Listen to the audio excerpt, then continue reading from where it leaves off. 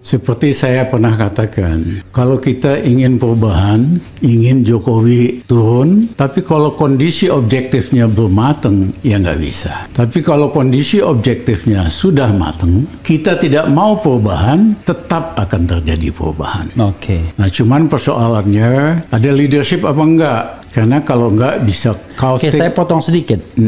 Sebelum leadership. Jadi menurut Abang, kondisi objektifnya udah matang nih? Sudah sangat matang. Oh, sudah sangat. Nah, tiga kombinasi ini, Ekonomi, satu ekonomi, politik, rakyat yang susah, politik, kerajaan yang ingin dibangun, antek Beijing, ini tiga formula kejatuhan Jokowi dalam waktu tidak lama lagi.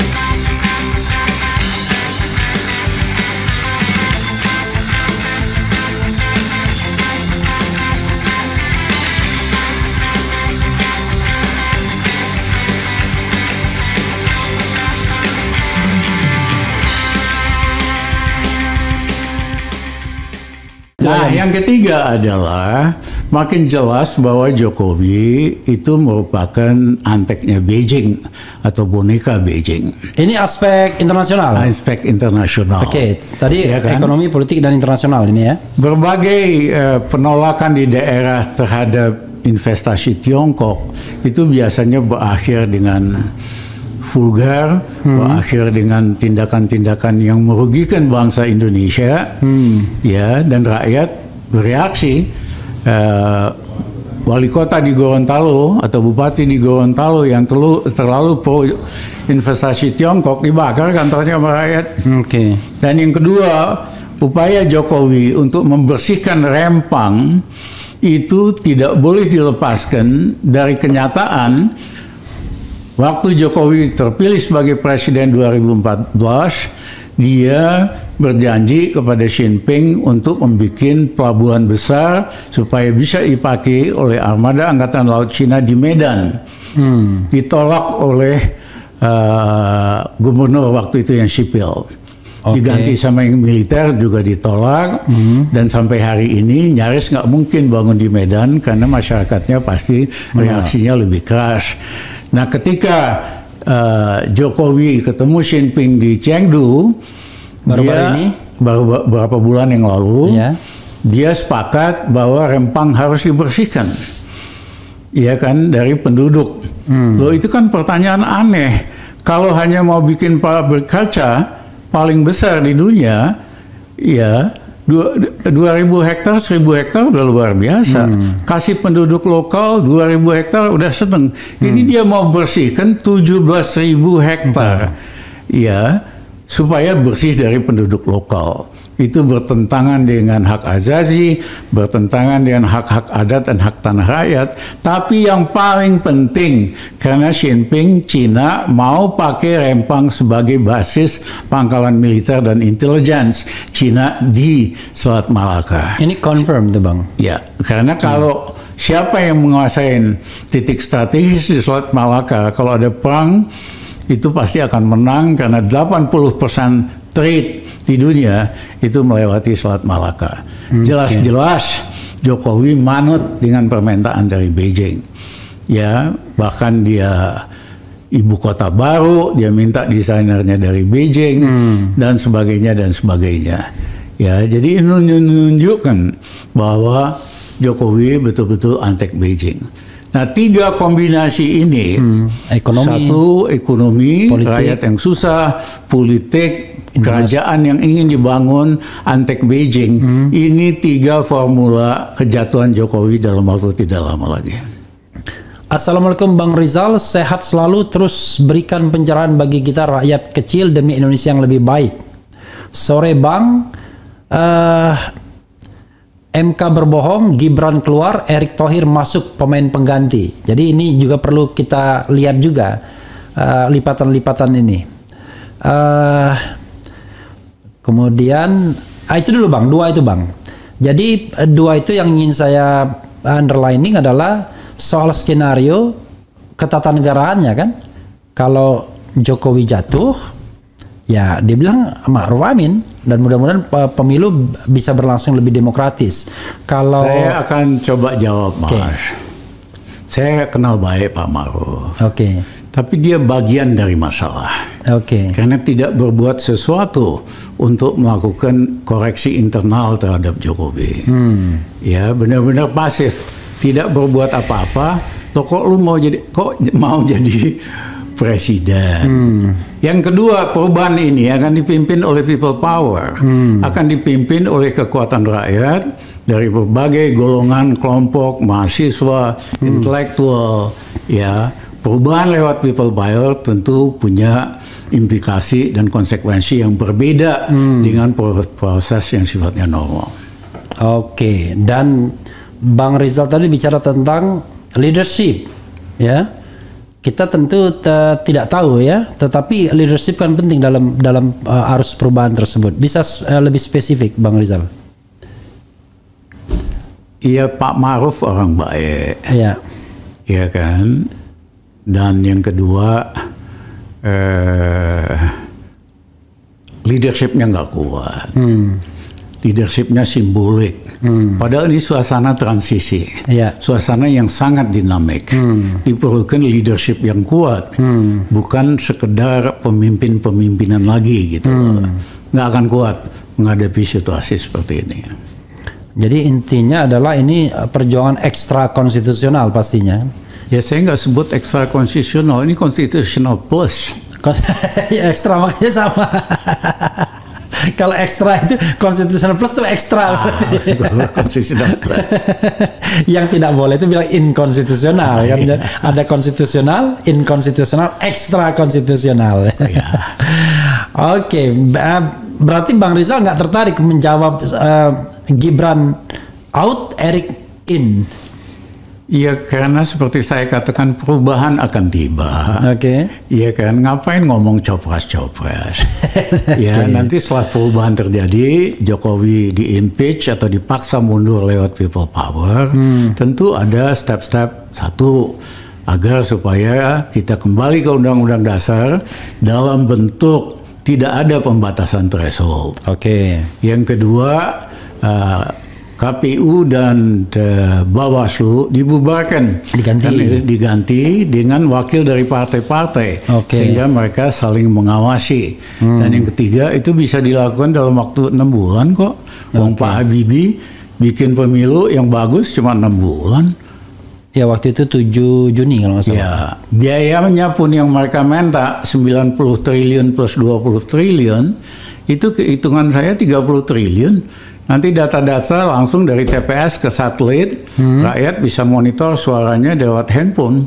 Jauh lebih fair, lebih adil, dan tidak ada permainan kotak-kotak itu di dalam perjalanan. Oke, jadi penghitungannya langsung elektronik ya, electronic counting jadinya.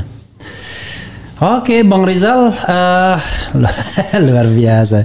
Saya sudah speechless, nggak bisa lagi ngomong pemilu dan perubahan ke depan. Oke, ada satu gini, kan bagaimanapun, Bang, kita kan harus juga menghitung kan, ya. Memang ada the state, civil society, tapi di civil society sendiri kan ada yang bersiap pemilu sesuai dengan kalender 14 Februari, ada yang tidak meyakini bahwa pemilu tersebut akan berlangsung. Tapi di antara yang meyakini tidak berlangsung itu, ada yang berpikir untuk perpanjangan masa jabatan, kemudian ada yang berpikir bahwa akan terjadi gelombang besar seperti Bang Rizal katakan. Nah, menghadapi barangkali masa yang belum satu ide dan satu arus pemikiran ini gimana, Bang? Refli, sederhana deh. Ini kan pertama kali pemilihan presiden anggota DPR, wali kota, bupati dilakukan pada hari yang sama. Bupati wali kota nanti? Nanti. Ya, September. Ya. Tapi mampu nggak mereka secara logistik mengatur ini? Saya juga nggak yakin. Udahlah, jangan buang waktu bahas copras-copras, ya kan? Karena perubahan akan segera tiba. Oke. Dan memang Jokowi sendiri hanya menyediakan 1 putaran untuk anggarannya. Kalau terjadi 2 putaran, nggak tahu anggarannya kemana. Seperti saya pernah katakan, kalau kita ingin perubahan, ingin Jokowi turun, tapi kalau kondisi objektifnya belum matang, ya nggak bisa. Tapi kalau kondisi objektifnya sudah matang, kita tidak mau perubahan, tetap akan terjadi perubahan. Oke. Nah, cuman persoalannya ada leadership apa enggak? Karena kalau enggak bisa Oke, saya potong sedikit. Sebelum leadership. Jadi menurut Abang kondisi objektifnya udah matang nih? Sudah sangat matang. Oh, sudah sangat. Oke, silakan. Karena ada 3 hal. 1, harga-harga naiknya luar biasa tingginya. Terutama harga beras pernah naik sampai 15.000. Memang di beberapa lokasi turun karena di lokasi itu ditumpahin beras murah. Oke. Tapi tidak akan bisa membuat seluruh Indonesia, karena kalau itu terjadi perlu 3 juta ton beras dan mereka nggak punya stoknya. Mereka itu Bulog ya? Bulog ya. Nah, seperti Refli ketahui, Bung Karno jatuh karena soal beras salah satu. Oke. Pak Harto salah satu karena beras. Dan mereka melakukan beberapa blunder. Misalnya pada awal kenaikan harga beras di salah satu 2 kota, mereka tidak segera padamkan. Dalam zaman online gini, kalau satu daerah naik 15.000, daerah lain tuh dengan cepat naik. Dan stok nggak cukup. Yang kedua, mereka melakukan blunder, melarang pembelian beras lebih dari 2 kali 5 liter, 5 kilogram. Itu membuat golongan menengah menjadi panik, justru melakukan panic buying, malah beli stok beras yang berlebihan, sehingga stok juga berkurang.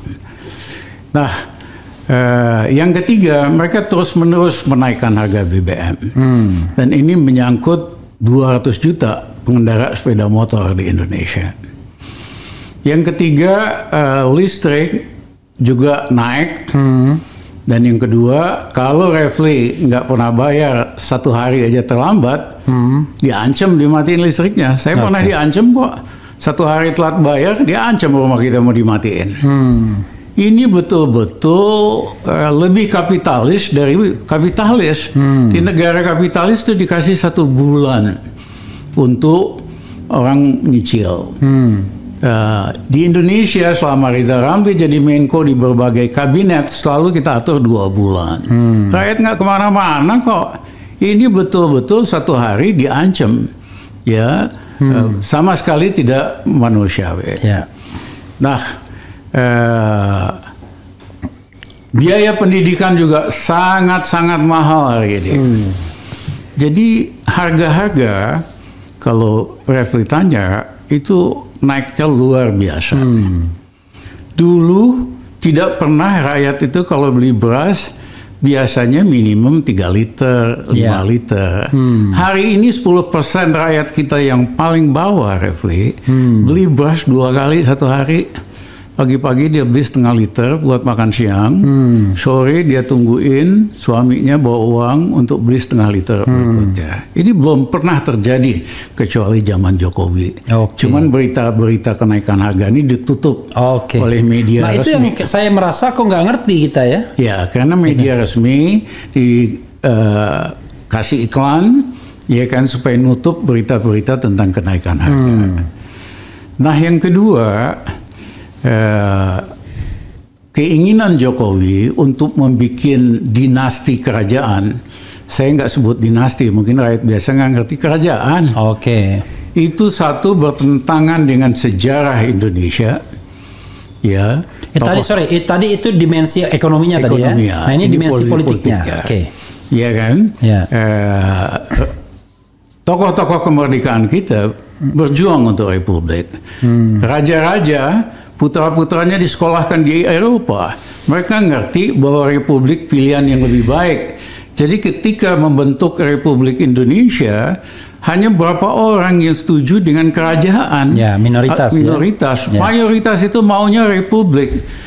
Dan rakyat berjuang, ya fisik maupun jiwanya.